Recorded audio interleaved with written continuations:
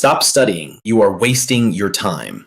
If you're studying the way most students do, you're probably wasting 80% of your time and you don't even realize it.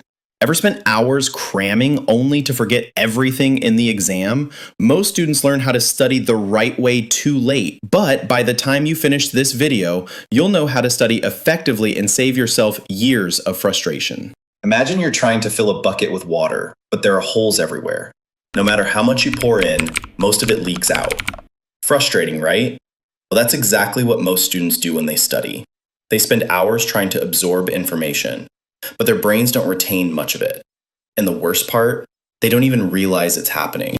Now, let's talk about the biggest mistakes that are making your study sessions almost useless. Mistake 1, highlighting and rereading. Most students think highlighting their textbooks and rereading notes will help them remember the material. But here's the shocking truth. Studies show that rereading has a retention rate of only 10%. That means if you reread a chapter today, by next week you'll forget 90% of it. It feels productive because your brain recognizes the words on the page, but recognition is not the same as understanding or memorization. Think about it. If you keep watching the same movie over and over, does that make you an expert on filmmaking? No, you're just getting familiar with the story. And that's exactly what happens with passive rereading. Mistake 2, cramming last minute. Let's be real. We've all crammed for a test at some point, staying up all night, drinking way too much coffee, and stuffing information into our brains like it's a suitcase we're sitting on just to close. But cramming doesn't work long term. Sure, you might remember some of it for the test tomorrow, but within a few days, most of that information is gone. Poof. Here's why. Your brain treats crammed information like junk mail. It throws it away because it knows you don't really need it. You're just forcing it in without giving your brain a reason to hold on to it. And if you think, well, I only need to remember it for the test, here's a hard truth. The students who actually master the material will always outperform you in the long run, whether it's in class, in college, or in their careers. Mistake 3, studying passively. Another massive mistake is studying passively, meaning you just read, watch, or listen without actually doing anything with the information. Imagine you want to learn how to swim. Would you read a book about swimming and then jump into a pool expecting to be an expert? Of course not. You'd drown. Yet when it comes to studying, most students do exactly that. They read the textbook, watch a lecture, and assume they've learned the material. But unless you engage with the information by testing yourself, teaching it to someone else, or practicing, it won't stick.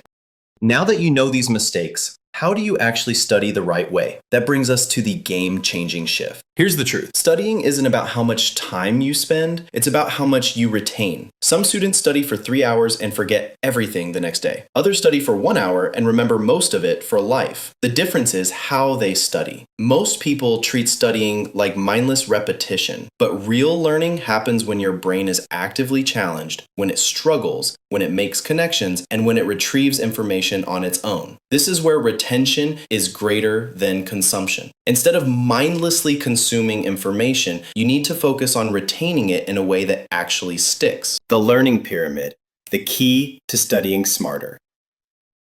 Let me show you something called the learning pyramid. This one simple concept can change the way you study forever. At the bottom of the pyramid, we have reading. This has a retention rate of only 10%, meaning if you just read your textbook, you're forgetting 90% of it. Next, we have lectures. When you sit in class and listen to a teacher talk, you retain about 20%. Now let's go higher. Watching demonstrations, that's about 30% retention. But here's where it gets powerful. When you actively engage with the information, retention skyrockets. Practicing a concept, that's 75% retention. Teaching it to someone else, 90% retention.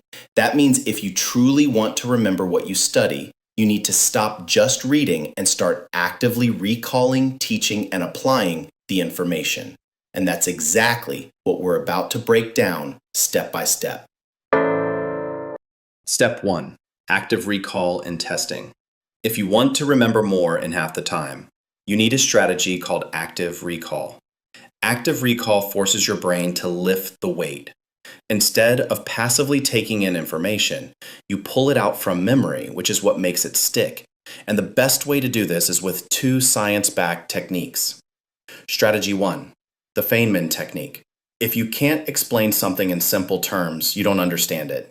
Pick a concept and try to teach it to a 5-year-old. If you struggle, go back and relearn the parts you got stuck on. This shows you exactly where the gaps in your knowledge are. Refine your explanation until it's crystal clear. This works because teaching forces your brain to organize information, making it easier to recall later. Strategy 2, past papers and self-quizzing. Here's a fact. The top students don't study more. They test themselves more. Instead of rereading, they actively quiz themselves using flashcards, past exam papers, or self-made quizzes. A real-world case study showed that students who quizzed themselves before studying scored 50% higher on exams than those who just read their notes. Step 2, spaced repetition and the forgetting curve. Did you know that you forget 50% of what you learn within an hour?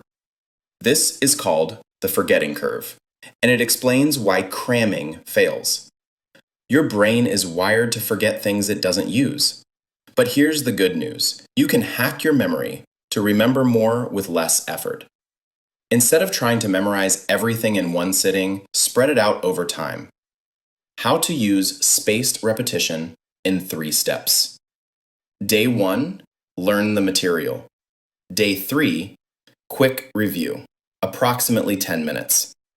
Day 7, self-test without notes. Step 3, how to make studying a daily habit. The real challenge is sticking to a study routine. Most people struggle because they procrastinate, they get overwhelmed, they burn out. So let's fix that with 3 simple habit hacks. Hack 1, the 2-minute rule. This is a psychological trick that stops procrastination. Instead of telling yourself, I have to study for an hour, tell yourself, I'll just read 1 page, or I'll just do 1 flashcard. Once you start, your brain shifts into might as well keep going mode.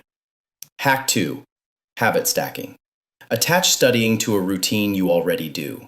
After brushing your teeth, review 1 flashcard. After breakfast, do a 5-minute quiz. After dinner, summarize 1 concept in your own words. By linking it to an existing habit, it becomes automatic, just like brushing your teeth. Hack 3.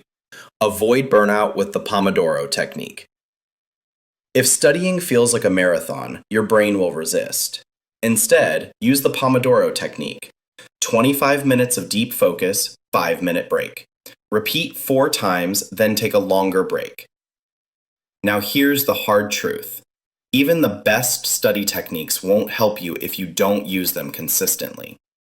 Most students cram for hours the night before and wonder why they forget everything. But the real secret is that small daily effort beats last-minute panic every single time. If this helped, hit like and subscribe so you never miss a game-changing tip. Good luck with your studies. Now go crush it.